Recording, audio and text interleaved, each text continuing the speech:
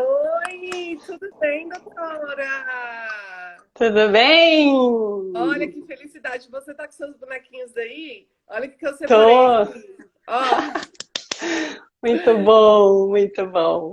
olha, gente, a doutora Bianca Pisato, lógico que eu vou abrir para ela se apresentar, mas eu quero falar um pouquinho para vocês sobre como ela transformou minha advocacia. Eu conheci a doutora Bianca primeiro por vídeos no YouTube, que eu estava pesquisando a respeito de soluções, enfim, de repente eu cheguei lá na constelação familiar e ela fazendo vários vídeos com os bonequinhos.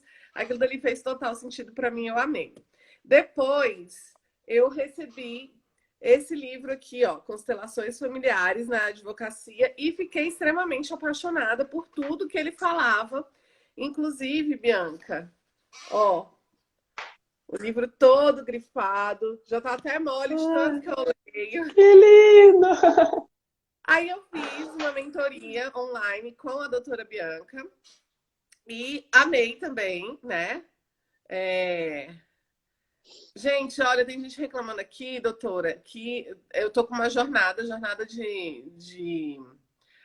da prática em ações de alimentos, e algumas pessoas estão falando aqui, ah, não recebi o e-mail de confirmação.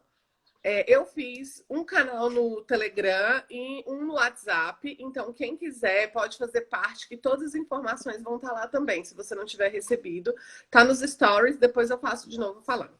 Depois eu fiz, né, a mentoria em constelações familiares online e depois eu vim fazer um curso presencial que ela veio para Brasília e eu não poderia faltar, é óbvio, né? E que, gente, sério, assim, ali foi um divisor também de águas, porque no presencial tem a questão da energia, da gente entender melhor a questão, né? E ela também faz parte desse livro, ó, Pensamento Sistêmico, que, olha, sensacional. Doutor, eu quero te agradecer imensamente. Eu sei que para você estar aqui hoje você teve que organizar 1 milhão de coisas e quero dizer que assim que você mudou muito, né? Assim a minha advocacia e isso com certeza influencia até para os clientes, né? Nesse sentido e te dá aqui o espaço para você poder se apresentar para quem ainda não te conhece. Obrigada, Brenda. Eu digo assim, nós estamos no mundo para partilhar, né? A gente tem conhecimentos a partir da nossa vida, da nossa experiência, aquilo que a gente é, e a gente partilha, porque eu também, e você daqui para frente, por favor, me chame de Bianca. Você também me trouxe muito conhecimento, transformou a minha vida profissional e pessoal a partir desse teu trabalho de prospecção da advocacia, prospecção virtual, né? Quando eu fiz o seu curso 7 Passos para o Instagram de Sucesso, eu quebrei vários tabus e várias crenças que eu tinha em relação a essa exposição, né, da internet. Inclusive, não tendo nada a ver com o tema, mas eu estava até conversando com uma colega nossa ontem, como a gente tem dificuldade de pôr preço no nosso trabalho, né, Brenda? Então, assim, ela estava até querendo divulgar um trabalho que ela faz com óleos essenciais, que é um trabalho maravilhoso. Ela faz uns blends. Eu utilizo, inclusive, agora nesse momento eu estou usando um blend de respiração, que é um conjunto de óleos essenciais para melhorar a parte respiratória. E ela estava querendo fazer uma divulgação, porque é um trabalho que ela faz aliado à advocacia. E aí vem aqueles tabus. Nossa, mas será que eu divulgar um trabalho desses, as pessoas vão achar que eu fracassei na advocacia? Ah, se eu colocar preço, não vai parecer mercantilização, né? Então, e aí a gente olha exatamente também agora pensando na questão dos alimentos, né? Que a gente não está olhando para o equilíbrio de troca. A gente não está olhando para justamente para essa balança. Eu ofereço algo, né? E eu tenho responsabilidade também de tomar algo para que a outra pessoa se sinta bem em estar recebendo isso, porque existe uma contrapartida, existe um intercâmbio. Então, é puro tabu, né? É pura crença. E eu tinha esse tabu e essa crença de que divulgar a advocacia nas redes sociais, de colocar preço no meu trabalho de uma forma pública, poderia dar a ideia de que eu estava me mercantilizando, ou que eu estava dando a ideia de desespero. Nossa, ela não tem cliente, então ela precisa divulgar nas redes sociais. Você veja que absurdo, né? E você foi a pessoa responsável por me quebrar esses paradigmas. E hoje eu sou muito grata, porque eu acho que se eu consigo atingir hoje outras pessoas que não estão próximas fisicamente de mim, é graças a você. É Ah, graças ao que eu aprendi contigo, né?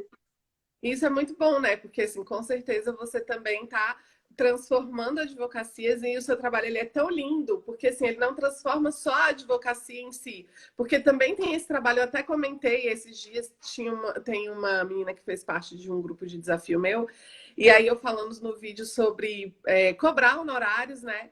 E aí ela colocou assim, eu ainda tenho dificuldade em estabelecer valores e tal. Eu falei assim, depois eu vou falar sobre uma dinâmica que a Bianca fez no curso presencial e que fez total sentido. Porque, assim, é engraçado como eu me sentia confortável num valor que eu já me sentia bem em cobrar e no que era abaixo. Eu sentia, assim, pressão, dor de cabeça e tal. E no outro, eu senti um desconforto muito grande, assim, como se eu não conseguisse fazer. Sendo que a gente nem tá olhando quais são os valores que a gente está ali pisando, né?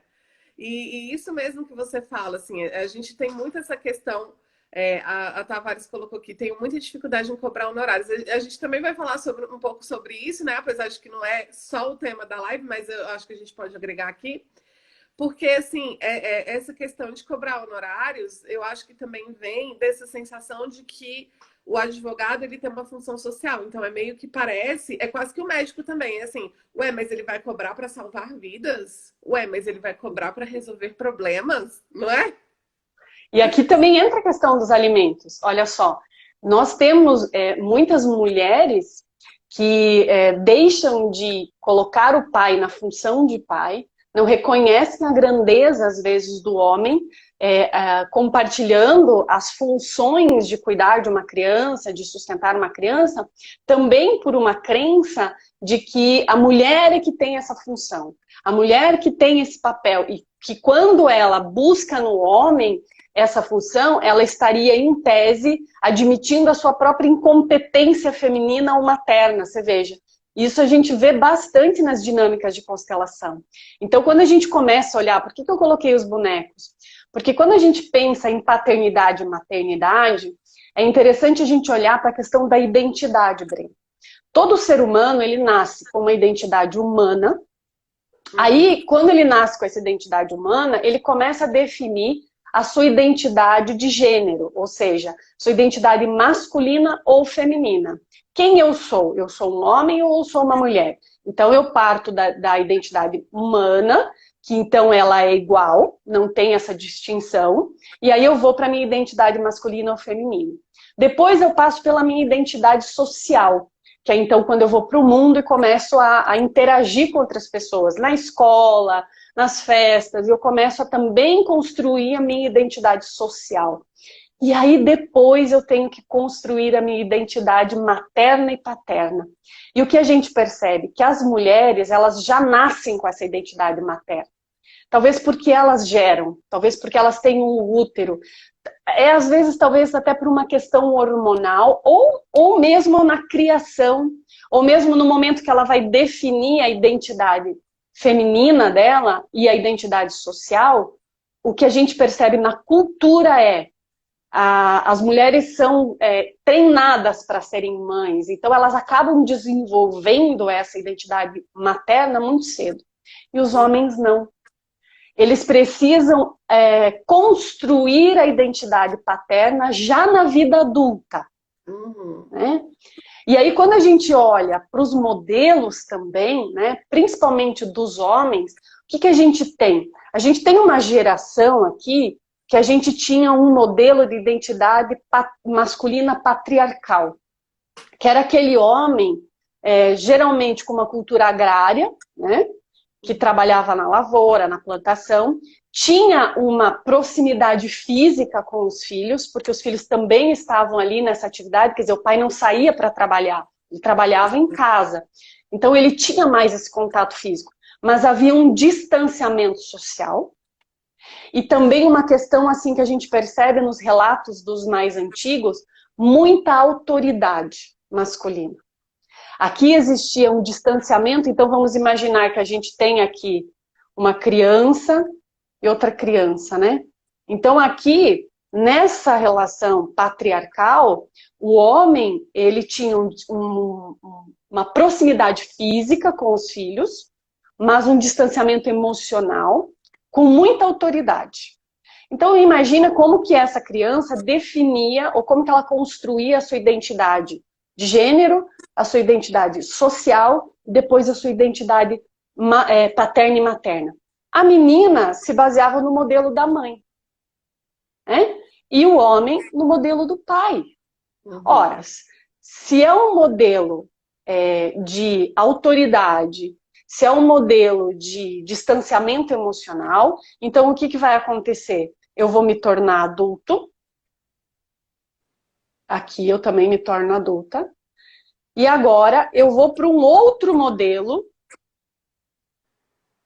vamos imaginar aqui, eu vou para um outro modelo de identidade, que a gente chama assim de uma paternidade, de uma paternidade, que a gente chama assim uma paternidade moderna.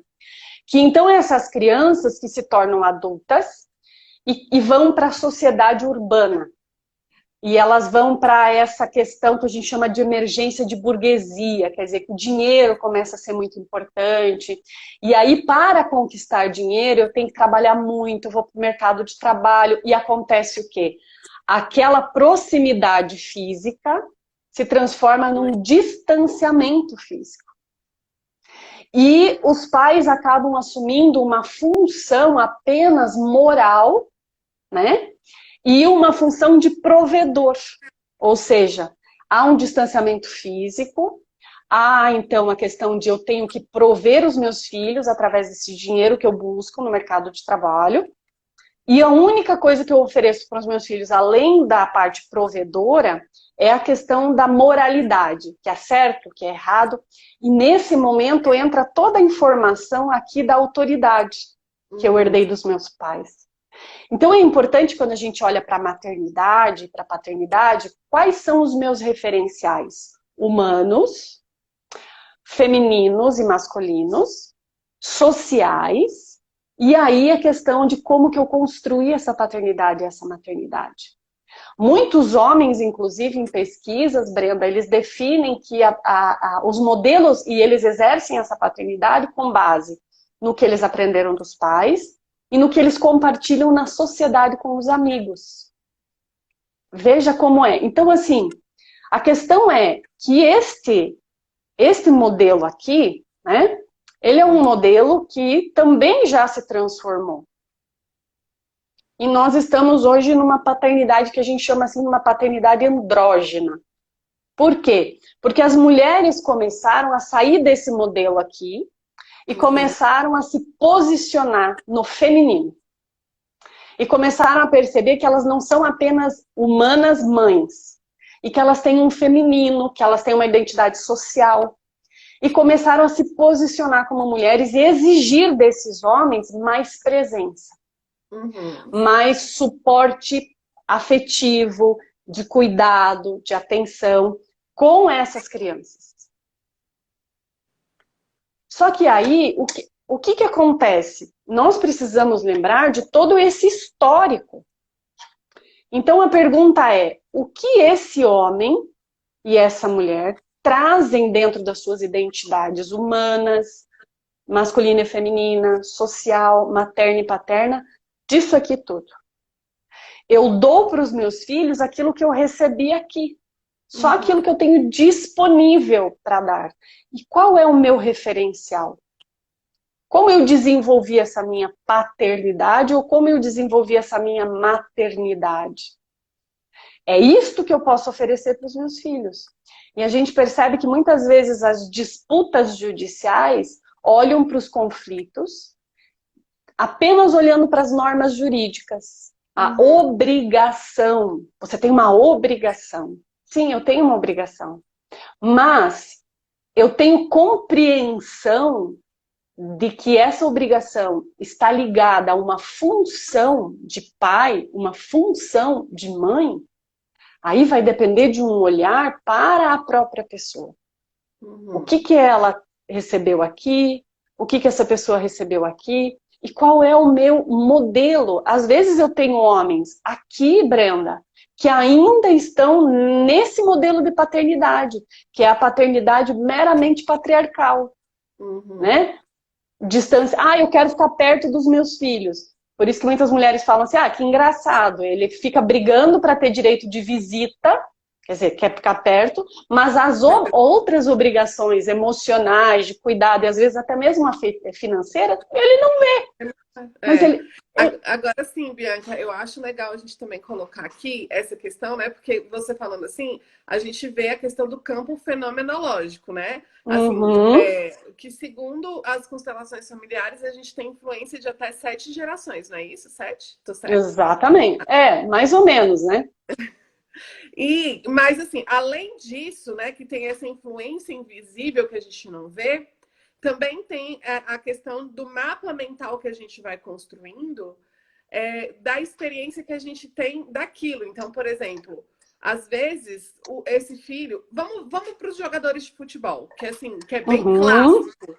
Quando você vê um jogador de futebol, geralmente ele é filho de mãe solteira. Assim, sendo que mãe solteira não é um status, né, gente? Eu quero dizer assim, que ele é filho... ele é fruto ali só de uma criação de mãe, que tipo, o pai foi embora, abandonou, né? E isso também ele traz, porque se ele não recebeu, se ele não recebeu isso, como é que ele vai dar isso, né? Porque muitas vezes a pessoa fica assim, mas ele não paga a pensão alimentícia e tal. E às vezes ele tem dinheiro para pagar, porque que ele não está disponível, né? Para dar para o filho aquilo. Ele não está disponível por quê? Porque o modelo referencial dele, é como você falou, o mapa mental dele é um mapa mental de quem não teve o pai. E que se saiu muito bem só com a mãe. Então ele diz assim, se eu sobrevivi, se eu conseguir ser quem eu sou sem o meu pai, por que os meus filhos têm necessidade de ter o pai? Né? E aí, às vezes, ele não consegue perceber a importância. E também tem um outro fator. Nós temos, muitas vezes, esse homem que ainda guarda a sua criança, porque todos nós carregamos a nossa criança com a gente. Então, é um homem que olha para cá, ainda se perguntando, cadê o meu pai? E inconscientemente, às vezes ele não tem nem consciência disso, Brenda. Ele tem muita raiva da mulher. Porque foi a mãe que afastou na cabeça dele o pai. Então, muitas vezes ele tem raiva da mãe, mas é uma confusão de emoções, porque ao mesmo tempo foi a mãe que cuidou dele, e ele não consegue exprimir essa raiva que a criança dele sente. E aí, na vida adulta, ele ressoa essa raiva no outro modelo feminino que ele tem, que é a mãe dos filhos dele. Então, ele faz essa ligação, mãe, aqui eu não consigo atacar, então eu ataco aqui. Né?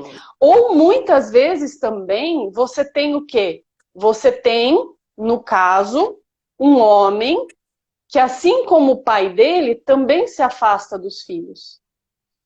Assim como você, meu pai, eu também não vou conviver com os meus filhos.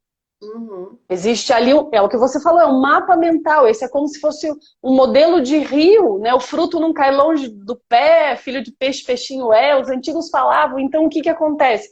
Nós temos comportamentos geracionais que eles passam de geração para geração, assim como as doenças muitas vezes são hereditárias. Então eu também tenho identidades que são hereditárias. É como eu falei, a identidade masculina desse homem é igual à identidade masculina desse homem. Então essas crianças repetem o mesmo modelo do pai. Eu já tive situações, Brenda, de crianças que criaram situações de alienação, ou seja, acusavam o pai de certos comportamentos que nem eram verdadeiros, para que a mãe pudesse tomar uma atitude e afastar esse homem do pai, para que eles pudessem ficar igual ao pai, ou seja, não conviverem com o pai como o pai deles não conviveu. Doutora Juliana, é uma coisa... Doutora Juliana está colocando aqui, acabaram de descrever um processo meu, 4 anos sem resolver, agora entendo muita coisa. É isso, assim, foi por isso que a constelação familiar mudou a minha advocacia, porque antigamente eu olhava para o conflito, só o conflito. E muitas vezes a gente tem essa frustração, né? Que inclusive aqui no livro da Bianca, quando ela começa, tem a narrativa de algumas pessoas que falavam, que falam a respeito disso. E essas pessoas falavam assim, ah, eu já tenho tantos anos de advocacia, eu comecei a me frustrar.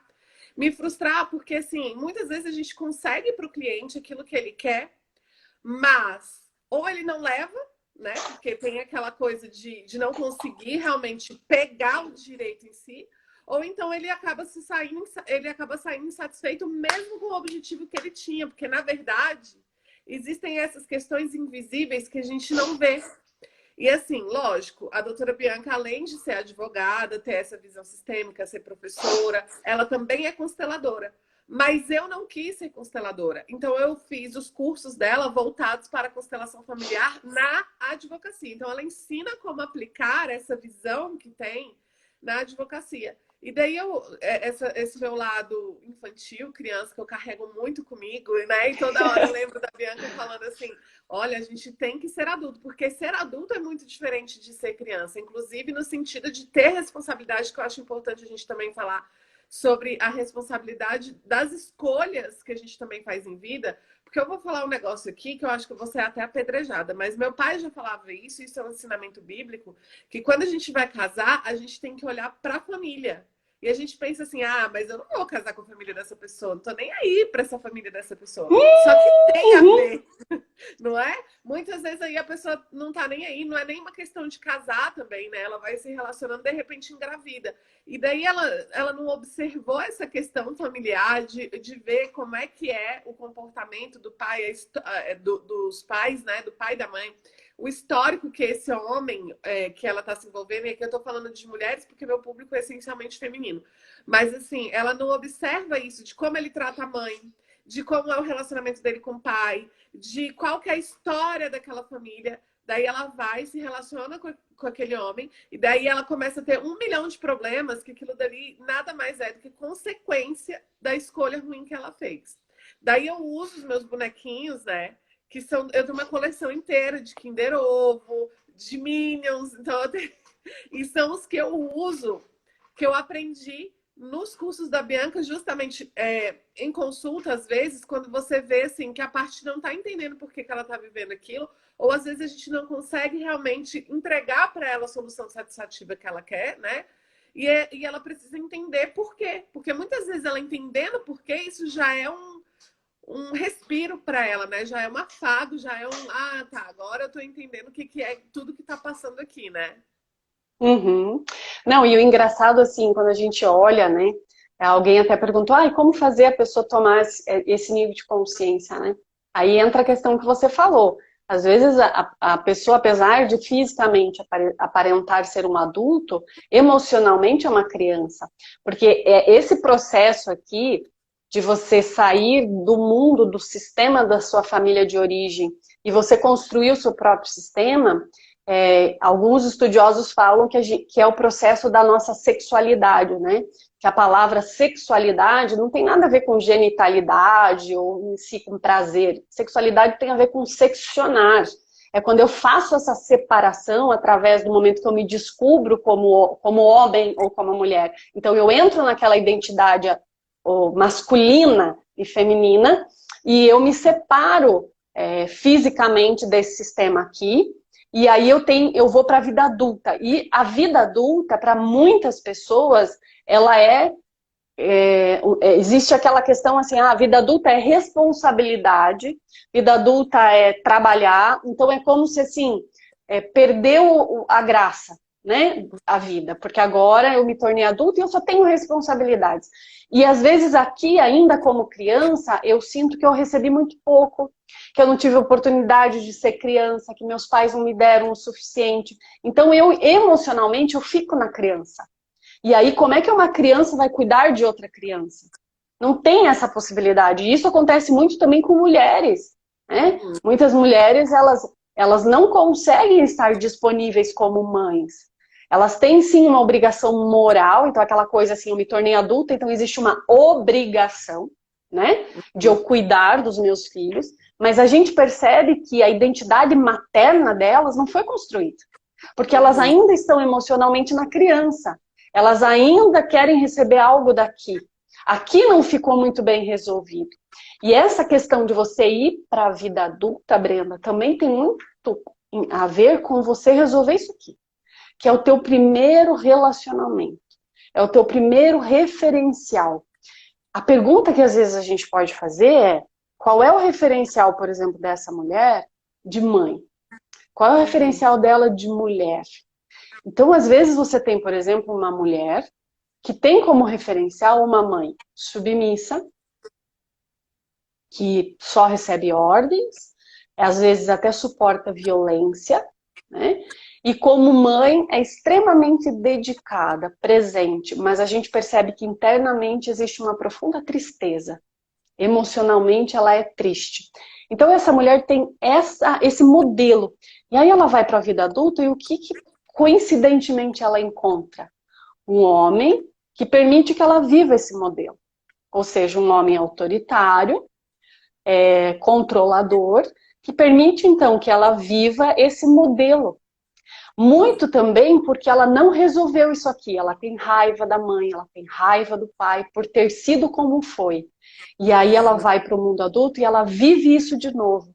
É uma oportunidade que ela está tendo de reconhecer que ela pode fazer diferente, mas para ela poder fazer diferente, ela precisa esquecer aquilo lá e reconhecer que a mãe dela teve a vida dela, o pai dela teve, e foi como foi. Agora ela faz diferente. Então, muitas vezes, respondendo a pergunta, em audiência, ou às vezes até em reunião com os pais, quando eu percebo que o pai tem um discurso que me mostra que ele está na criança, ou me mostra que ele não está disponível como pai, eu pergunto: como foi a sua relação com o seu pai? E aí vem, ele diz assim: meu pai nunca foi presente, eu tive que sair de casa com 14 anos para trabalhar, eu sempre tive que trabalhar, eu sempre tive que cuidar da minha vida, eu nunca tive um pai presente, não sei o quê, papapá, papapá. Então você percebe o quê? Existe uma reivindicação. E aí você pode perguntar: e como foi para você não ter um pai presente? Como foi para você não ter um pai disponível? Foi ruim, porque eu me vi sozinho, tive que batalhar muito. Então, como é para você agora imaginar para os seus filhos viverem isso? Não ter um pai disponível como você não teve. Então, que tal você se propor a fazer diferente? Que tal você olhar para o seu pai e talvez reconhecer que o pai dele criou ele assim também? Foi um avô, um pai indisponível. Aí o seu pai foi indisponível. Mas agora você pode ter consciência disso e dizer assim: chega de pais ausentes nessa família. Eu vou mudar esse ciclo, né? E aí você mostra para essa pessoa, que seja seu cliente ou não, uma qualidade. Quer dizer para ele assim: eu sinto que você pode, que você tem capacidade, que você consegue fazer diferente, que você consegue ser um outro modelo de pai.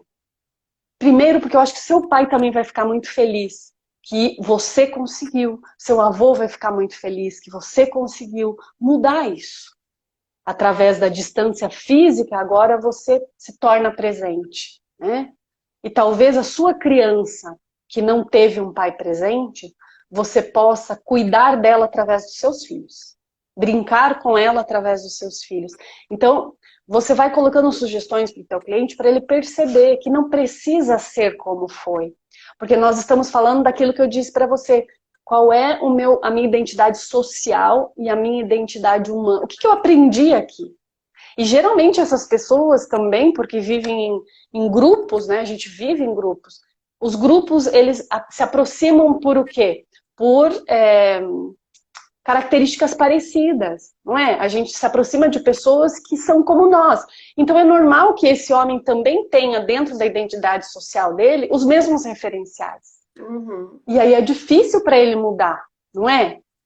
Então, Pode falar. Pode finalizar. Pode finalizar. Não eu terminei.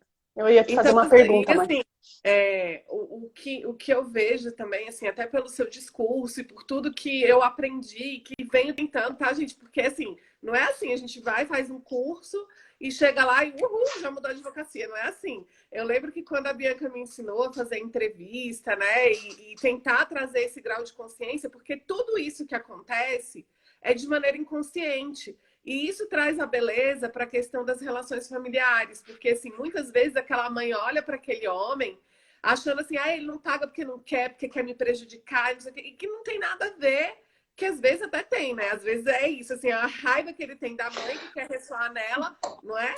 Mas Isso, então, exatamente. não é pessoal com aquela mulher. É com todo o sistema que ele já vem vivendo e que ela não prestou atenção nisso, porque realmente isso não nos é ensinado. Assim, essa é a beleza da questão da constelação familiar, porque daí quando você olha para o processo, você não vê só um homem que ele é devedor de alimentos. Ele é um homem que foi uma criança que sofreu com uma realidade muito parecida, porque inclusive tem modelos familiares que vêm de geração em geração em geração e aquilo dali não se quebra, não se repete. E quando eu me lembro quando eu comecei, já tinha feito a mentoria online, e aí quando a gente veio para o presencial, tem um dia que a gente faz esse atendimento sistêmico com outro colega. E aí eu lembro que a gente fez o primeiro dia, quando chegou no segundo dia, né, de manhã, que a gente foi para a mentoria, né? Aí a Bianca falou assim, gente, vocês tiveram algum sonho, alguma coisa que vocês queriam compartilhar? Eu falei, olha, eu passei a noite inteira sonhando que eu fugia com os meus filhos. E quando foi de manhã, eu recebi uma perturbação de uma cliente, gente, num domingo de manhã, você lembra, Bianca? Lembro. Quando foi de manhã, eu recebi uma perturbação de uma cliente que ela não entende por nada nessa vida que ela tem que liberar essa criança para esse pai. Porque ela não queria, né, deixar essa criança aí com o pai e tal. Aí eu falei assim, mas eu já expliquei tudo isso para ela. E a Bianca falou assim, pois é, mas o errado tá aí. Que você já entendeu, mas quem tem que entender é ela. E muitas vezes a pessoa não tá ela não tem grau evolutivo, talvez de vida ou de entendimento, para ela entender certas coisas. E daí a constelação familiar também vem para nós, como profissional, de entender, tá tudo bem ela viver isso, tá tudo bem ela não estar preparada para isso. Agora cabe a mim escolher se eu vou continuar nesse processo ou não, se eu vou ser ferramenta E olhar para isso essas ou não, crianças aqui, né? e olhar para essas crianças e concordar com o destino delas. Porque o destino delas tem a ver com tudo isso aqui. E isso tudo é muito grande para nós, como advogados, querer resolver. Inclusive, às vezes, a gente interfere no destino de uma família e não é o momento, e nós não fazemos parte desse sistema, nós não temos esse direito. Então, às vezes, você tem uma mulher que o pai se fez totalmente ausente na vida dela, né? Ela foi criada só pela mãe. Então, ela pega os filhos e executa esse mesmo modelo. E aí ela se comporta de uma forma para afastar esse pai, para que ela possa ser igual à mãe dela, ou simplesmente assim, ser leal ao sistema dela. É o que a gente diz, existe uma lealdade. Os nossos pais, independentemente da gente não ter concordado ou não concordado, a gente foi criado por eles. Esse é o nosso modelo, está dentro da gente, isso é intrínseco e muitas vezes inconsciente. E aí a gente repete esse modelo. Então, às vezes, também fazer esse homem enxergar que essa mulher, ela está num comportamento que sim, ela é responsável por esse comportamento, só que ela não tem consciência. Não é em relação a ele o afastamento, é em relação à lealdade que ela tá. E aí, fazer esse homem também tomar, ou essa mulher também tomar responsabilidade sobre as próprias escolhas. Então, eu costumo muito fazer a seguinte pergunta para os meus clientes que vêm com queixas de companheiros, né? Com queixas de companheiros, eu faço a pergunta, quem escolheu? Quem escolheu esse homem para pai dos seus filhos? Foi você. Agora, você não pode transferir o seu arrependimento para os seus filhos, eles não têm nada a ver com isso. Ah, se ele não pagar pensão, não vai conviver com os meus filhos. Ah, que beleza. Então agora seus filhos pagam o preço pela sua escolha de ter escolhido um homem assim. E fazer também a pessoa olhar, porque muitas vezes numa ação de alimentos, Brenda, nós estamos olhando para quê? Para única e exclusivamente uma identidade paterna e uma identidade materna. Opa, peraí, existe uma identidade humana Existe uma identidade masculina e feminina, e existe uma identidade social. Todo ser humano é um ser integral, que eu posso olhar para esse pai, na sua identidade paterna, como humano também. E por que ele não está disponível como pai? O que acontece? Eu sempre falo assim, o que deu errado com essa criança? O que faltou aqui? Não é nem questão de dar errado, né? Vamos dizer assim, o que faltou aqui para que a identidade paterna dele não fosse construída? O que deu errado aqui para a identidade materna não ser construída? E muitas vezes, Brenda, já foi. Não tem mais o que fazer, né? Aqui houve uma perturbação, como você diz, que é difícil isso se construir agora, né? Isso já maturou. E aí, por isso que a gente tem, por exemplo, os processos de destituição do poder familiar. Outra coisa que eu queria que você falasse, eu vou falar mais ou menos como que eu uso e como que eu interpreto, mas você pode trazer essa questão técnica, foi a questão da Papo Trilegal, que é a doutora Simone, que também é aí, ela é de Porto Alegre, ela perguntou por que o uso dos bonecos. E eu uso, né? Veja se eu interpretei certo, se eu aprendi certo, para ilustrar. Porque às vezes a pessoa, estando dentro da situação, ela não consegue perceber. Mas quando você coloca os bonecos, ela se afasta da situação e consegue ver de fora. Na verdade, o que acontece? Quando a gente está vivendo um conflito, geralmente a gente descreve esse conflito a partir dos nossos referenciais e das nossas emoções. Por trás de todo conflito tem uma emoção que o alimenta. Então, assim, eu posso estar na raiva, eu posso estar na indignação, eu posso estar na tristeza, eu posso estar no desespero, são várias emoções. E quando eu vou descrever esse conflito, é natural que o meu discurso verbal, ele venha carregado dessa emoção. Porque eu estou apenas numa linguagem verbal. A utilização dos bonecos permite uma linguagem transverbal, uma linguagem não verbal, ou seja, a pessoa precisa usar outros sentidos, né? O sinestésico, o visual, para continuar descrevendo. E aí dá mais trabalho para o cérebro, no sentido de manter aquela emoção num discurso, às vezes, de vitimismo, num discurso, às vezes, de agressor.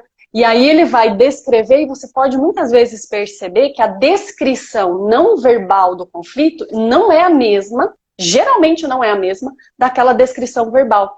E aí ele consegue olhar algo que ele não tinha consciência na descrição verbal.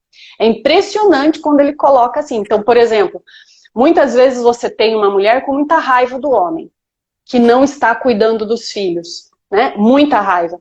E aí você pede para ela colocar, então ela geralmente coloca os filhos assim, ela aqui, e aí coloca o homem aqui. Então você já tem agora um modelo de quem é que está puxando os filhos e quem é que está afastando o pai. E aí é interessante que você vai falar para ela assim, então agora, como é que foi a relação do seu pai com a sua mãe? Coloca para mim o seu pai e sua mãe. Aí ela põe a mãe aqui, muito próximo, e o pai aqui. E aí você pergunta para a cliente, por que seu pai está longe de você? Ah, meu pai não foi um homem presente, porque meu pai não foi um pai presente. Ou porque ele trabalhou muito, ou porque ele era viajante, ou porque ele realmente não participou. Aí você diz assim, olha, que estranho, né? Assim como você, que teve um pai distante, os seus filhos também têm um pai distante.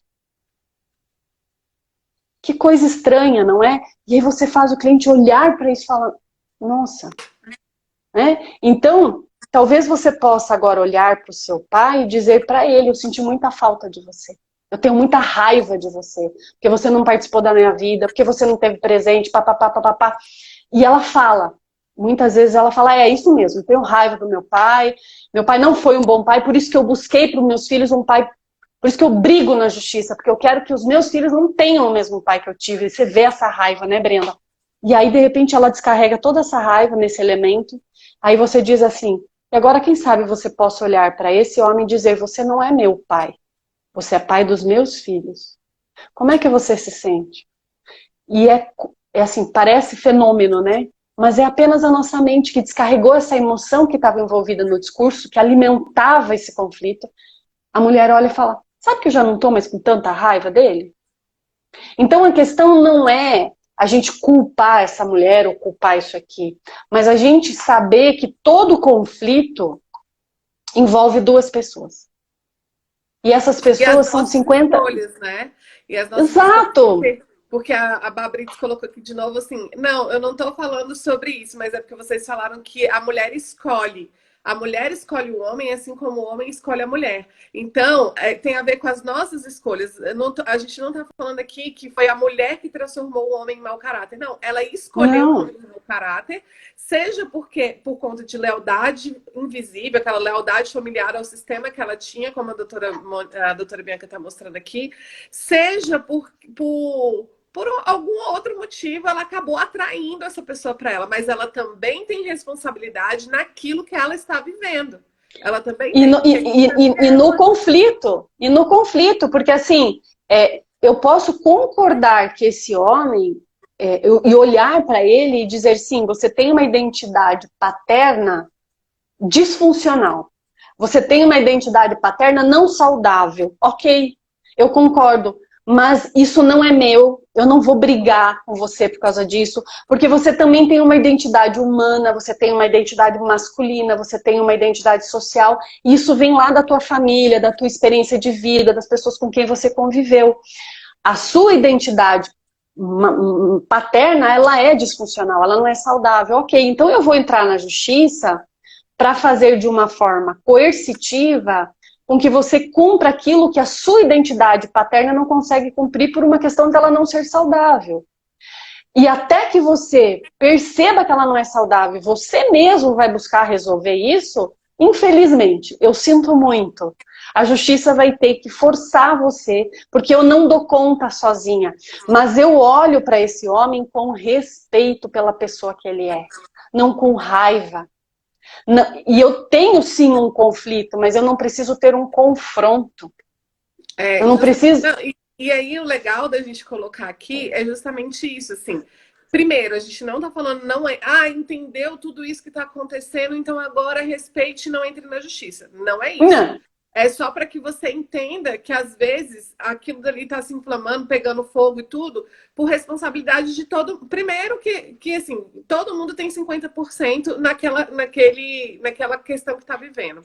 Segundo, que, assim, às vezes a gente vai encaminhado, né? Pela raiva de tudo aquilo que está acontecendo, porque não entende o que está acontecendo, porque é uma questão inconsciente também. E terceiro, que isso não quer dizer, tudo bem, eu entendo o que está acontecendo com você, por isso eu aceito, então vamos deixar assim mesmo, porque a vida aqui diz assim. Não! É para você entender por que você está vivendo aquilo, como ela mesma, como a doutora Bianca mesmo trouxe. É para você, ok, você tem essa questão paterna disfuncional, tudo bem, eu entendo.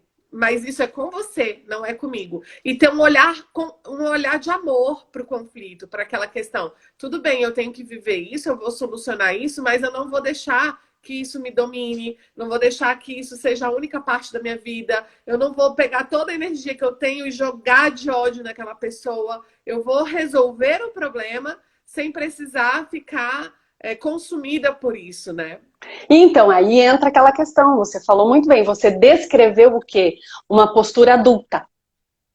Essa é a postura adulta, de eu como adulta resolver meus conflitos. Mesmo porque, se esse pai tem uma paternidade não saudável, disfuncional, e essa mãe também entra numa postura não saudável, de confronto, atacando esse homem, acaba que a identidade paterna dela também se torna não saudável para essas crianças. Porque elas não têm nada a ver com essa relação aqui, a partir de onde os filhos nasceram. Isso é entre vocês. Isso. Vocês resolvam isso, mas resolvam como adultos, respeitando-se dentro daquilo que cada um é disponível. Então, quando eu reconheço que existe aqui sim uma talvez identidade paterna ou uma identidade materna não saudável, mas que isso não significa que a pessoa é isso, eu olho com respeito, olhando para as outras identidades dela, né? Às vezes eu tenho um pai aqui, Brenda, por exemplo, um jogador de futebol honesto, trabalhador, esforçado. Como ser humano, como ser social e como homem, ele tem qualidades, mas eu estou olhando só para a identidade paterna. E aí tem uma frase que um promotor de justiça fala para os réus nos tribunais de justiça, que é o Dr. Elkio Erara, que é um promotor de justiça que usa as práticas sistêmicas como promotor, que quando ele vai olhar para o réu, sentado ali, e ele é o promotor, é quem está acusando, ele olha para o réu e diz assim: eu quero que você saiba, antes de tudo, que eu não estou aqui para julgar você. Eu vejo você como ser humano, eu reconheço que você tem as suas dores, e eu não estou aqui para julgar você, eu estou aqui para julgar as suas escolhas. Olha que bonito. Estou aqui para julgar as suas escolhas. Então a mulher, ela vai nessa postura, olha, infelizmente o conflito existe por conta de uma escolha sua de não estar disponível como pai. Agora, eu não sei por que você não está disponível. O que deu errado para você não estar disponível? Eu não faço ideia. Então não cabe a mim. E eu vou apenas procurar no advogado os instrumentos jurídicos para que você responda na obrigação de sustento com os filhos. E não vou entrar nessa questão da pessoalidade. Não vou precisar te atacar, te denigrir, te ofender. Porque assim, às vezes a gente até vê que tem clientes que chegam lá e querem que a gente escreva um monte de absurdos. Porque ele é agressivo, porque ele maltrata, porque ele não sei o quê. Você veja, tá julgando não o pai, tá julgando o homem, tá julgando o ser humano. E eu acho que isso não cabe num processo. Em todo o processo, não importa se é trabalhista, se é familiar, se é criminal, o que a justiça olha? A justiça olha para o fato jurídico. A justiça olha para a escolha. Então, aqui você falhou, vamos dizer, você não está saudável na sua escolha de cumprir com a sua obrigação de pai, de sustento, de convivência. E é para isso que a gente vai olhar. Não para a sua identidade, e nem para a identidade de homem e mulher, que aqui é uma relação de casal que acabou, que isso diz respeito a eles, os filhos não têm nada a ver com isso. Então é a questão quando a gente fala que a mulher é 50% responsável e o homem é 50% responsável, no sentido de eles terem escolhido estarem como homem e mulher e construírem uma família. A responsabilidade é dos dois. E não adianta o cliente chegar no escritório do advogado no papel de vítima, acusador, achando que esse é o perpetrador, que só ele é culpado por tudo que está acontecendo na vida dela. Até porque muitas vezes essa mulher está, como você mesmo falou, na criança, com raiva do primeiro modelo masculino da vida dela, que é o pai. Então ela excede na raiva. Ela soma a raiva desse homem, e como o pai não está mais possível aqui, ela ataca só esse. E a gente fazer o nosso cliente perceber isso, não é só permitir que o cliente viva leve o processo, que ele continue tocando a vida dele, independente do processo, sem sofrimento, como também libere nós, profissionais, da obrigação de punir essa pessoa, de acabar com ela, de destruir a vida dela, né, Brenda? E aqui eu falo dos dois, né, porque tem muito homem também que vem querendo tirar os filhos da mulher, querendo alegar alienação parental, um monte de coisa. Por quê? Porque tem alguma coisa que aconteceu aqui, que trouxe essa referência, essa informação, e é para isso que a gente também pode olhar, né? É lógico que aqui a gente está no recorte de ações de alimentos, por isso que a gente está falando assim. Mas a gente poderia trazer várias outras visões em relação a pais que também fazem abandono afetivo, a mães que são alienadoras. Então, assim, lógico que isso aqui é um recorte, tá, gente? A gente não está aqui para abranger tudo. E aí eu queria que a gente falasse, Bianca, nesse sentido de que o advogado não é salvador, né? Porque nós não somos, não é esse o nosso papel. E também dessa questão, depois a gente entrar um pouco nessa questão aí do equilíbrio da relação de troca, para que a gente possa se sentir livre, para poder, assim, entender que o cliente também é adulto e ele também é capaz de pagar os nossos honorários. O interessante sempre eu gosto de usar dois elementos aqui para simbolizar. Então nós temos aqui a balança da justiça, né? Então ela entra aqui como quem vai olhar para o conflito, né? Uhum. Mas a gente não pode esquecer que todo conflito ele está baseado em seres humanos que não estão conseguindo conviver muito bem. E o ser humano ele tem como base a própria vida, o próprio sistema, né? Então, quando a gente olha, o que vem primeiro? A vida. O que vem primeiro? A família. Então, olhar com respeito para essa família, sabendo que elas também têm um destino, elas têm uma história que é muito mais forte, às vezes, do que a própria norma jurídica. Nós temos modelos, então, por exemplo, uma criança que cresce num ambiente familiar, onde o pai não paga as contas, onde a mãe furta pequenas coisas no supermercado. O que essa criança está recebendo de informação? Qual é, então, a identidade humana dela e depois a identidade social? E aí, se ela se tornar um adulto desonesto, se tornar um adulto, talvez, que cometa crimes, talvez nós possamos imaginar que esse olhar aqui está esquecendo disso aqui. Que a vida, ela tem um caminho de continuidade, que a gente chama assim de progresso, né? E qual é o progresso dessas pessoas a partir da ordem que elas tiveram antes? E aí também nós olhamos para o papel do advogado, porque imagine quando nós entramos também com a nossa identidade, onde nós temos os nossos referenciais de humanidade, nossos referenciais de gênero, nossos referenciais sociais e também a nossa moral. A gente entra aqui e é como se a gente fizesse um olhar para isso aqui a partir dos nossos filtros, a partir das nossas lentes. E quem somos nós? É a mesma coisa que a gente girar então a lente e fazer o cliente olhar com as lentes deles para o nosso sistema. Nós somos diferentes. E aí eu olhar com respeito para isso, e talvez até para essas crianças, onde eu tenha, talvez, sim, uma mãe que teve o pai ausente, um homem que teve um pai ausente, que foram criados pelas mães, então vão para a vida adulta, têm filhos, e ele segue o modelo do pai ausente e ela segue o modelo da mãe que cria os filhos sozinhos. Essas crianças estão apenas cumprindo o destino da família. E às vezes elas também querem ser leais a esse destino. Por amor ao pai que tem esse modelo e por amor à mãe que tem esse modelo, elas mesmas se sentem mais seguras só com a mãe. E aí a gente vê muitas crianças que a mãe fala assim, nossa, eu não faço nada, ele fica me acusando da alienação, mas eu não faço, porque eu falo, vão com o pai vai vir, mas elas não querem. Eu não sei o que acontece aqui, mas elas não querem. O que acontece aqui? Elas sentem que o pai não está disponível. E elas concordam. Porque esse é o modelo da família.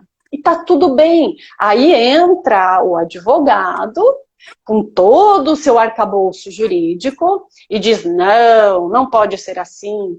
Vocês todos estão errados. Vocês estão errados, vocês estão errados, vocês estão errados. Eu sei da verdade. A verdade é que os pais têm que cuidar dos filhos. Então imagina aonde a gente está se metendo. O que a gente faz? A gente faz a nossa parte jurídica, mas se a gente percebe que esse sistema é tão forte, que é muito difícil uma boa solução aqui, a gente simplesmente solta a Brenda. E olha para essa família com profundo respeito e diz assim, eu concordo com o destino de vocês. Talvez agora eu sei por que você escolheu esse homem, talvez agora eu sei por que você escolheu essa mulher, e talvez agora eu sei por que vocês nasceram nessa família. E tá tudo bem. Eu só estou na minha identidade profissional de advogada. A minha identidade humana, a minha identidade feminina, a minha identidade materna, que muitas vezes as advogadas mães tomam as dores da cliente. Eu deixo para o meu sistema. Aqui eu sou pequena. Essa é uma frase. Aqui eu sou pequena diante do tamanho desse sistema familiar. E é legal eu só sei de lei. E é legal a gente entender o seguinte, que do mesmo jeito que existem esses sistemas das famílias que a gente está, também, eu sempre falo para os meus alunos, Bianca, e eu sempre falo nas palestras que eu vou, é o seguinte, o juiz, ele não é neutro, ele é imparcial, ele não é nem por A nem por B, mas ele não é neutro. Ele tem um mapa mental, ele também tem o sistema familiar dele, né? E o advogado também. Por isso que você fala assim, aí vem a mãe, a advogada que é mãe, e ela também toma as dores do cliente, porque a gente também tem o nosso sistema e a gente tem o nosso mapa mental. Então, assim, por exemplo, todas as vezes quando eu vou falar a respeito de mãe, eu sempre levo para o lado Maria, né? Aquele lado de judia, né? Que elas são muito mãezonas e tomam contas e tal. Porque a minha mãe é assim, as minhas avós são assim, eu sou assim. Mas isso não significa que o mundo inteiro é assim. E a gente tira isso, assim, às vezes, aquela cliente que a gente está lidando, ela não é assim. Às vezes, inclusive, ela pode ser uma pessoa, uma mãe narcisista, né? A gente está vendo aí hoje que está em repercussão desde ontem uma hashtag que Salvem Bel para meninas, aonde estão mostrando, e aqui eu não estou julgando, eu só estou falando o que está mostrando na mídia, né? Uma mãe que se utiliza da imagem das filhas de maneira obrigatória, ali dominando o tempo todo, para mostrar as filhas na internet e ganhar dinheiro com aquilo. Então, essa mãe, ela não tem a mesma visão que eu. Aí eu vou entrar no processo, na minha visão de eu sou a dona da verdade, eu sei que toda mãe é assim, e aí eu vou lutar por algo que naquele sistema não é assim. Então, essa questão da constelação familiar, ela é muito importante para o cliente entender o sistema que ele está vivendo, o problema que ele está vivendo e por que ele está vivendo aquilo, para a gente também, como advogado, entender, porque a doutora Bianca, ela fala assim, olha, é o noni, né? Ela fala assim, olha, a gente aprende que cadeira é cadeira, porque a gente, desde quando a gente nasceu, todo mundo fala, isso aqui é cadeira. Mas se alguém te ensinar que isso é melancia, quando ela chegar na escola e a professora falar, senta na cadeira, a criança não vai sentar, porque ela não sabe que cadeira é aquilo, porque para ela é melancia. Então, assim, a gente ouvir o cliente sem entender que a gente também tem as nossas questões e nesse momento que a gente está na função de advogado, a gente tem que tentar ao máximo colocar essas nossas questões para o lado e sempre que aquele pensamentozinho vier, tipo assim, mas toda manhã assim a gente fala, não, pera, eu sou assim, deixa eu limpar aqui minha mente, fazer a escuta do que o cliente está falando na visão dele, né? E assim a gente também consegue porque às vezes também a gente acaba influenciando até no objetivo do cliente, porque às vezes o objetivo dele é outro, e aí a gente faz o quê? A gente acaba entendendo que aquele objetivo que a gente ouviu misturado com as nossas informações era dele, mas não era, né? Uhum. E muitas vezes também o que muda na postura do advogado que tem esse olhar é a leveza de acolher os movimentos do processo, né? Porque como você disse, às vezes eu tenho um magistrado aqui, vamos imaginar, então eu tenho um juiz aqui que vai julgar esse processo. E esse juiz, ele teve, digamos assim, uma mãe, vamos imaginar, ele teve uma mãe ausente e uma mãe que sempre falava muito mal do pai, sempre criticava o pai, então não era uma mãe amorosa. Quando eu digo ausente, eu digo assim, ausente de afeto, ela era presente fisicamente, mas longe, né? E sempre denegria o pai, xingava o pai, assim, uma mãe extremamente autoritária.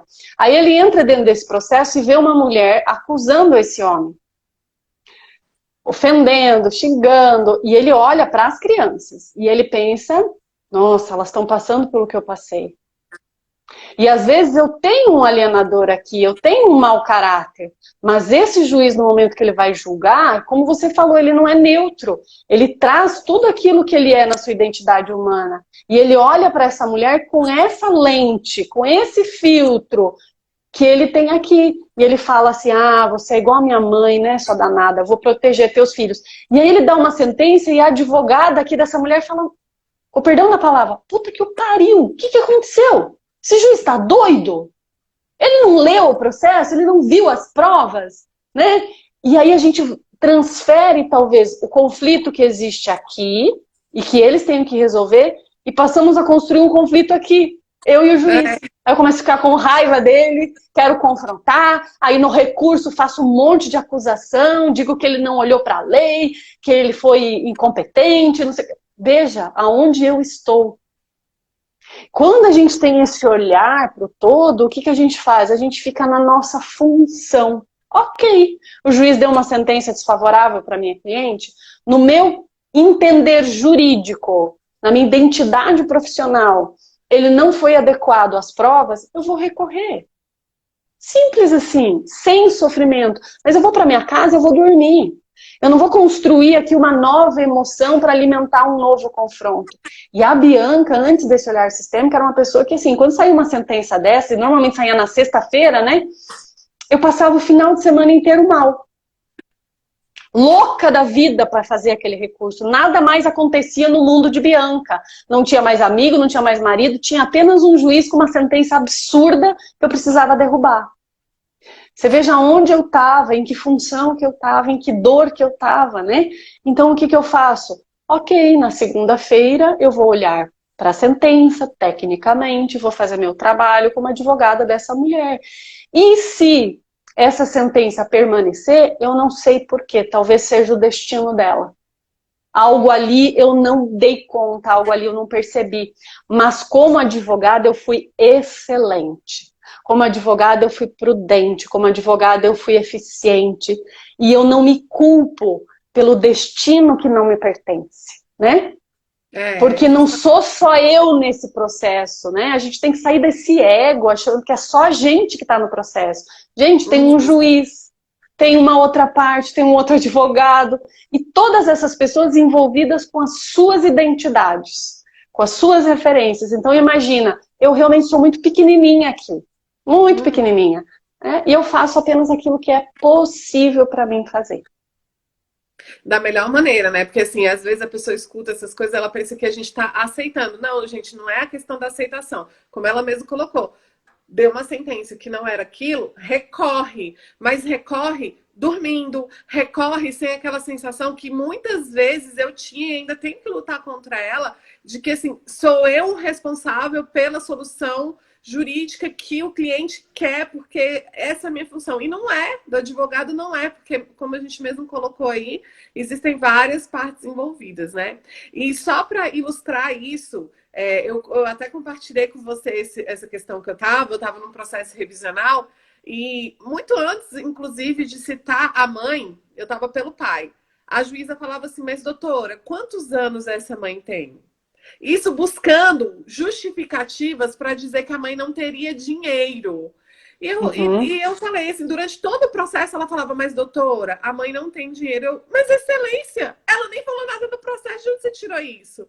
E aí você começa a entender que às vezes isso tá no mapa mental dela, porque ela às vezes, como juiz, porque você olha para a juíza e você fala, como assim, gente? Ela é juíza, como é que ela tá falando que uma mulher não tem dinheiro? Né? Como é que ela... Porque às vezes ela foi a única mulher que deu, assim, que teve prosperidade financeira na família. E aí ela olha para todas as outras mulheres com aquele olhar de para a mulher não pode, para a mulher é difícil, para a mulher não tem oportunidades. Aconteceu um milagre comigo. Então, assim, isso também liberta a gente com essa relação do juiz. Ou imagine você tem uma juíza que teve uma mãe que o homem não participou e a mãe só fez trabalhar, sei lá, 3 empregos para dar conta da filha ter um bom estudo, dar conta da filha poder fazer uma faculdade, talvez passar num concurso. Então ela diz assim, agora eu vou fazer com que os homens tomem responsabilidade e isentem as mulheres para que as mulheres possam descansar. O que a minha mãe não pôde descansar. Então é um movimento interno também de quem agora olha para os homens e quer punir os homens porque não conseguiu punir o próprio pai. São várias dinâmicas. Mas não importa se isso é verdade ou não é verdade naquela realidade. Nós estamos trabalhando com hipóteses. E hipóteses que eu digo para você que nos atendimentos eu percebo que elas acontecem. Então são hipóteses, para mim, científicas, porque eu vi isso. Mas aqui nós estamos trabalhando com hipótese. Você trouxe uma hipótese, eu trouxe outra. Mas o que a gente quer explicar aqui, eu acho que as pessoas podem entender, é assim, que essa visão é uma visão que respeita o ser humano. E também nos coloca numa postura humilde, numa postura assim, de que eu não sei tudo. Eu não sei do conflito. Eu sei da lei. E a lei, por mais que ela tente por mais que ela tente normatizar os relacionamentos, a lei também não sabe tudo. A lei não tem como prever tudo, sabe? Então, assim, o que acontece aqui, isso é tão pessoal das famílias, é tão pessoal dos casais, que a gente não tem como saber e aplicar única e exclusivamente um código, uma caixinha para todo mundo. Como se todo mundo fosse um robô, como se todo mundo fosse igual. Eu sempre digo assim, o ser humano é uma máquina.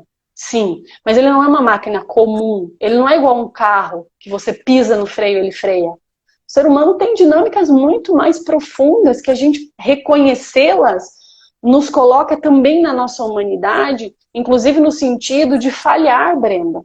Uhum. Nós também, como advogados, nós falhamos. Nós, talvez, muitas vezes, eu vejo assim, que às vezes quando eu protocolo um processo, ou protocolo um recurso, uma defesa, aí eu vou pro banho e eu falo, putz, eu devia ter colocado aquilo lá. Olha, isso era muito importante de eu ter colocado. Quer dizer, vem aquela informação de tanto estudo, tanto conhecimento, mas já foi. E a gente se culpa por não ter colocado. Não, peraí. Nós não somos perfeitos, nós somos humanos, né? E eu digo assim, a gente faz o nosso melhor. Então essa mulher, ela faz o melhor dela. Esse homem faz o melhor dele. Aquilo que ele tem disponível. E os filhos tomam aquilo que também é o destino deles. Tem até umas pessoas que estudam muito mais profundamente a alma humana, que dizem que são os filhos que escolhem os pais. Porque os filhos, eles escolhem esses pais, porque eles precisam passar por essas experiências no processo evolutivo espiritual. Então aqui, eu não sei, eu não sou espírita, eu não estudo essa área, eu não sei se isso é verdade, mas e se for? E se for realmente os filhos que escolhem esses pais para viver essas dinâmicas? Quem somos nós como advogados para interferir num destino assim? E o que esta pessoa procurou? Quem é que ela contratou? Um advogado, só. Ela não contratou as tuas opiniões humanas. Ela não contratou as tuas emoções. Ela contratou o profissional. E até, inclusive, eu acho assim tão antagônico que a gente coloca no nosso contrato de honorários. A advocacia é uma profissão de meio e não de resultado. Só que a gente não age assim. A gente quer que o cliente olhe pra gente assim, olha, eu não garanto o resultado, porque eu sou uma profissão de meio, mas a gente mesmo não se olha assim. E você veja que antagônico que isso é. É como se a gente colocasse no contrato algo que no fundo, nem a gente sente que é capaz de fazer. Porque a gente busca só resultado, né? Hoje eu não busco mais resultado. Isso me trouxe uma paz muito grande. Hoje eu busco a melhor qualidade de vida dos relacionamentos em conflito. Para mim, essa é uma solução saudável. Para mim, essa é a função da justiça. Porque, para mim, justiça é quando ambos conseguem sair do conflito bem. Uhum. Sem ganha-perde. Né? Ninguém perdeu e ninguém ganhou. Apenas a gente chegou numa solução que, tudo bem, ficou confortável para os dois e a gente consegue se olhar com respeito. Principalmente quando envolve crianças, né, Breno? Porque, assim, as crianças, elas nascem nesse sistema. Então, às vezes eu falo para os meus clientes, honre seus pais. Honre todo o esforço deles em criar você, permitindo que a vida que veio deles viva bem. Que essas crianças possam viver bem. E para que elas possam viver bem, aqui precisa estar bem. Então, ame o seu ex-marido. Ame o pai dos seus filhos através deles. Não precisa ficar perto. Não precisa, tá tudo bem. Mas amem-se através deles. Para que eles possam se sentir inteiros. Para que eles possam se sentir respeitados na identidade que é a junção disso mais isso. E olhe para esse homem concordando que ele vai dar para os filhos aquilo que ele tem disponível. E se você acha que é insuficiente, ok, vamos para a justiça e vamos pegar aquilo que ele não conseguiu dar naturalmente de uma forma coercitiva, mas com respeito. Até que eles consigam se dar conta sozinhos. Porque também você às vezes tem uma mulher, Brenda, que é economicamente muito bem. Então ela nem precisaria tanto da ajuda financeira. E aí elas vêm e falam assim, ah, mas é errado, né? Eu não acionar o pai. O que é errado? Se o pai não está disponível financeiramente, você acha que você dá conta? Como você pode equilibrar isso na função? Poxa, fale para esse pai assumir mais responsabilidades nos cuidados, para equilibrar. Ache um bom termo, não precisa entrar na justiça, acusar, xingar. Vocês dois, como adultos que são e tiveram esses filhos, tentem achar uma boa solução. Na live ontem do Cristiano Chaves, né, do professor Cristiano Chaves, ele estava falando sobre a questão dos negócios, né, jurídicos entre as partes, que inclusive poderia ser feito, por exemplo, num acordo, a possibilidade de se abrir mão da ferramenta da prisão, né, para executar. E aí, por exemplo, aí às vezes a gente fala, ué, mas o meio mais eficaz a gente vai fazer isso e tal. E é isso, é você olhar com amor para as famílias. Existem outros meios de executar. E se eles escolheram abrir mão desse meio mais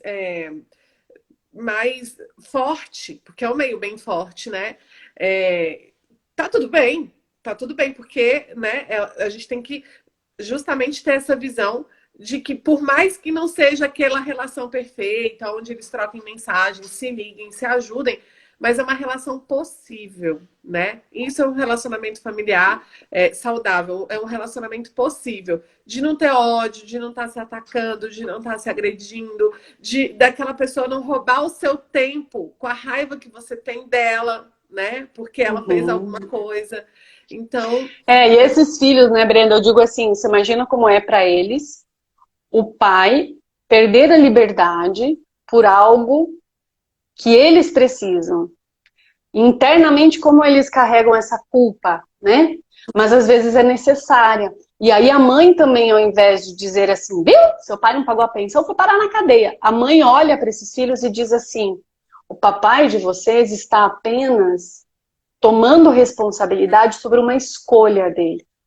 Isso não tem nada a ver com vocês. Isso tem a ver com uma escolha dele. Mas o papai ama vocês e o papai é forte e o papai vai resolver isso. Mas ele tá o juiz apenas botou ele lá para ele aprender a não fazer mais escolhas erradas. E isso também até vai funcionar para os filhos como uma lição de responsabilidade, né? Agora, diferente é quando a mãe vem nessa postura acusatória, põe o pai na cadeia e fala para os filhos, seu pai foi parar preso, agora só sai quando pagar a pensão. Como é que eles se sentem? Você veja, até a forma como eu vou falar com os meus filhos sobre como é que tá a questão da pensão, né, muda. Às vezes eu vejo, por exemplo, crianças chegando e falando assim, pai, a mãe diz que não tem mais condição de pagar a escola porque você não ajuda. Como se o filho tivesse responsabilidade de acusar o pai no lugar dela. Então, essa postura de olhar para esse homem com amor, não quer dizer passar a mão na cabeça. É só olhar para a escolha dele como pai, ser errada, mas não esquecendo que ele é um ser humano, não esquecendo que ele é um homem, que também tem suas dores, também tem suas necessidades, também tem amor pelos filhos, mas do jeito dele, né? Até esses homens que a gente diz que eram autoritários antigamente, a forma deles amarem era educar os filhos através da surra, da violência. É assim que eles aprenderam. Vai fazer o quê? Né, Brenda? Então, olhar para o todo, olhar para o ser humano como não só como um pai, mas como uma pessoa que está com dificuldade, que como pai não está saudável. E talvez dizer assim, ok, isso você vai resolver, mas eu não preciso te julgar, te condenar, te apedrejar, te botar numa cruz e falar para os meus filhos que você é um pai ruim, né? Então fale para os seus filhos, olha, eu escolhi um pai ruim para você. Vamos ver se tu vai ter coragem. E detalhe, né? Essa criança, ela é parte deste homem também. E parte dessa mulher. E essa criança, a gente tem que lembrar que a gente está falando de adultos de hoje que um dia foram crianças. E a gente está falando de crianças de hoje que um dia serão adultos. Serão adultos. Então a gente tem que tomar conta disso. E só para a gente finalizar a questão da cobrança. Essa questão de como que a gente se liberta desse sentimento, da gente se... Muitas vezes, até acredito que até a própria OAB faz isso, né? Mercantilizar a profissão, não pode mercantilizar a profissão. Gente, o mundo é movido por energia. E o dinheiro é uma energia. E o dinheiro hoje é a energia que movimenta o mundo. Não tem como eu ter água na minha casa se eu não tiver dinheiro para pagar. Não tem como eu ter comida na minha casa se eu não tiver dinheiro para pagar. Não é mais escambo igual era antigamente que a gente trocava as coisas, né? E Hellinger fala, né? Hellinger, que é um dos grandes estudiosos das constelações familiares, foi quem descreveu as 3 leis do amor, né? E desenvolveu para o mundo moderno hoje as constelações que já existem há muito tempo. Ele diz que o dinheiro está a serviço da vida, né? E dentro de uma análise jurídica, o dinheiro, sim, ele tem efeito circulante. Circulante no sentido de circular e atender a necessidade de sobrevivência de todos. Então, o que acontece? Eu tenho aqui, por exemplo, uma advogada e um cliente, né? Então, eu dou algo para você, que é o meu serviço, e em contrapartida você me dá o seu dinheiro. É uma troca. Então, isso não tem nada de errado, isso tem a ver com equilíbrio. Até mesmo porque, através do meu serviço, você vai atender uma necessidade sua, que é uma solução para um conflito que você tem. E através do que você me dá em contrapartida, que é o seu dinheiro, eu vou atender uma necessidade minha. Mas ambas as necessidades atendem ao todo. Porque o meu conflito aqui não vai atender só a mim, vai atender às vezes a minha empresa, porque o conflito tem a ver com dinheiro para a minha empresa, para os meus funcionários, vai atender uma necessidade da minha família, um inventário, por exemplo. E o dinheiro aqui vai atender as minhas necessidades de sobrevivência. É com o teu dinheiro, por exemplo, que eu vou lá no mercado da fulaninha de tal, comprar algum provento, algum produto, e é com esse meu dinheiro que veio de você, ela vai pagar, por exemplo, esse funcionário, né, que tem, por exemplo, um filho para sustentar, vou colocar aqui um filho para sustentar, e esse filho, às vezes, precisa de uma demanda minha como advogada, ou seja, ele volta nesse círculo, né? E o que acontece quando, por exemplo, o meu cliente toma de mim a necessidade dele, né? E atende todas essas pessoas envolvidas na necessidade dele, mas eu não recebo os meus honorários, eu não cobro os meus honorários. Tudo isso aqui não tem atendido às suas necessidades. Então eu também não estou a serviço da vida, o meu dinheiro não está a serviço da vida. Porque o meu dinheiro não fica para mim, o meu dinheiro é para comprar uma roupa, para comprar uma comida, para comprar um carro, que vai atender muitas outras pessoas. Então, quando eu posso cobrar do meu cliente olhando para isso, fica mais leve, porque eu sei que não é egoísmo, não é mercantilização, é apenas fazer com que o dinheiro continue em função da vida. E também quando eu não cobro do meu cliente, em quem eu me transformo? Eu me transformo na mãe do meu cliente e transformo o cliente numa criança, que eu vou cuidar, né? Eu cuido de você. E aí eu faço tudo por você e você não precisa me dar nada, porque você é uma criança. E aí geralmente é aquele cliente que incomoda um monte, porque ele está numa postura de criança, birrenta, na cobrança, você tem que cuidar de mim, você tem que fazer tudo por mim. Porque quem que entrou na postura de mãe? Eu. E aí a gente precisa olhar para essa nossa postura. Gente, são 2 adultos numa relação de troca. Eu dou o meu serviço e você me dá o meu dinheiro. E o meu valor quem define sou eu. Você sabe, que nem eu brinco nas aulas, né, Brenda? Que quando você vai numa loja comprar uma bolsa da Vitor Hugo, você sabe o preço. Ah, não tem condições de comprar uma bolsa da Vitor Hugo, você não vai entrar na loja da Vitor Hugo, você vai entrar na loja da Luz da Lua, da Arezzo, qualquer outra para comprar sua bolsa, e tá tudo bem. Agora, quando um cliente entra no seu escritório, imagine que você é uma Vitor Hugo. Se ele entrou ali, é porque ele quer uma Vitor Hugo. Talvez ele vai se surpreender com o valor, como a gente às vezes se surpreende, vê uma bolsa bonita, entra, pede para a vendedora, ela fala, essa é tanto, você fala, ai, o que ela fala, a vendedora? Olha, você pode pagar em 10 vezes sem juros. E você fica feliz da vida, porque você sai com aquilo que você queria. Então, esse cliente quer você. E você é uma Vitor Hugo. Como é que você pode facilitar com que ele atinja o objetivo dele? Que é contratar você, que para ele é uma Vitor Hugo, porque senão ele não teria entrado ali, senão ele não teria ido atrás de você. O valor a gente é que dá. E tudo bem, se você ainda não se acha uma Vitor Hugo, se você ainda acha que você é uma bolsa um pouco mais simples, com menos valor agregado, tá tudo bem.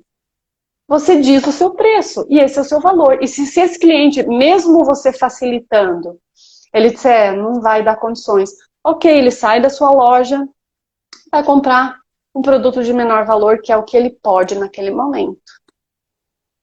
E tá tudo bem. Você não perdeu um cliente, você respeitou a dignidade dele, de ele apenas fazer aquilo que ele pode.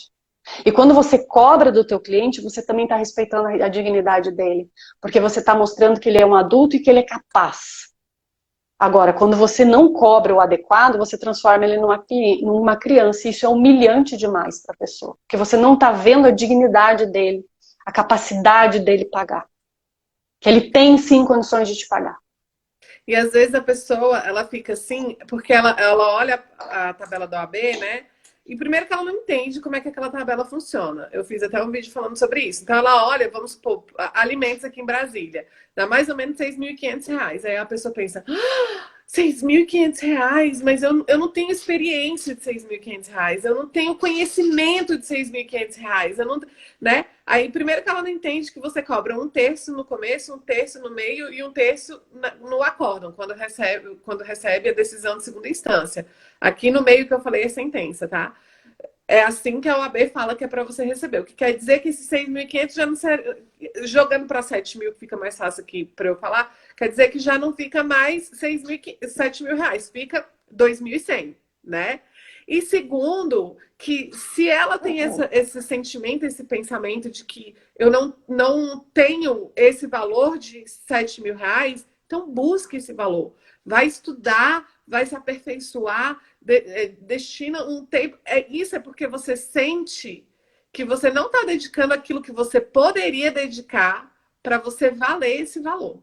Porque eu vou ser bem sincera, todos os dias eu estudo no mínimo 1h30 por dia. Então eu sei que já tem, olha, eu fiz 5 anos de faculdade, mais 11 anos. Então assim, já tem no mínimo 16 anos que eu estou estudando a mesma coisa. Não é possível que eu não estou valendo esses 6.500. Não é possível, você já está quase uma Louis Vuitton, uma Prada, né? Não é possível. Não é possível todos os erros, todos os acertos. Então, assim, você realmente tem que procurar. E você vai se sentir confortável quando você falar assim, é R$ 2.500, e você sente que R$ 2.500 é isso mesmo, que vale o seu tempo. E às vezes a gente acha que tempo também não é, né? E às vezes o cliente, ele fala, nossa, que caro. E aí você entra numa emoção nossa, por que ele não está querendo me pagar isso? Será que eu não valho isso? Ou, por exemplo, assim, ai, que dó, ele não pode pagar. Olha só, em que emoção que você está? E essa emoção é responsabilidade sua. E lembrando que isso você ressona no cliente também. Uhum. Ele vai sentir essa sua postura de pena. E aí ele vai tomar de você, através dessa postura, tudo que ele quer, porque ele percebeu que você está com pena dele. E aí você também diminuiu ele e se tornou disponível para fazer o que ele quer. E aí vira aquele cliente que te incomoda um monte, e você fica brava ainda com o cliente, quando na verdade você deveria ficar brava com quem deu causa a isso, que é você. Só que isso é um exercício que a gente vai fazendo. Eu acho que o importante é a gente olhar para a dignidade dos nossos clientes, que eles são capazes sim de pagar. E que toda vez que a gente não cobra, nós estamos humilhando a pessoa. Nós estamos transformando ela numa criança e não num adulto que é capaz de pagar para resolver seus conflitos. Mesmo porque quem entrou no problema foi ele e ele precisa de um advogado para resolver. Então ele precisa buscar esse produto. Ora, se eu preciso comprar farinha, eu vou no mercado comprar farinha e pago. Se eu estou num conflito e preciso de um advogado, eu vou lá, pego um advogado e pago. Agora, por que o advogado não me cobra? Aonde ele está? Em que postura? Muitas vezes ele acha que ele está na caridade e no fundo ele está no ego. Uhum. Ele está nessa postura assim, eu resolvo porque eu sou o que conhece as leis, eu sei de tudo, eu sou melhor do que todos vocês, vocês precisam de mim, deixa que o pai cuida. Você está numa postura muito maior do que as outras pessoas, né? E aí você não está respeitando a dignidade delas. Você não está deixando elas tomar responsabilidade pelas próprias escolhas. E se elas escolheram você, e você vale o preço de 16 anos de estudo, ok, ele foi te procurar, ele paga o preço. E tá tudo bem. Não é ele que não quer te pagar. É você que não quer cobrar. E aí quem precisa mudar? Quem pode mudar? E aí eu acho que nós podemos, finalizando, né? Porque o pessoal precisa almoçar, já é 1 da tarde.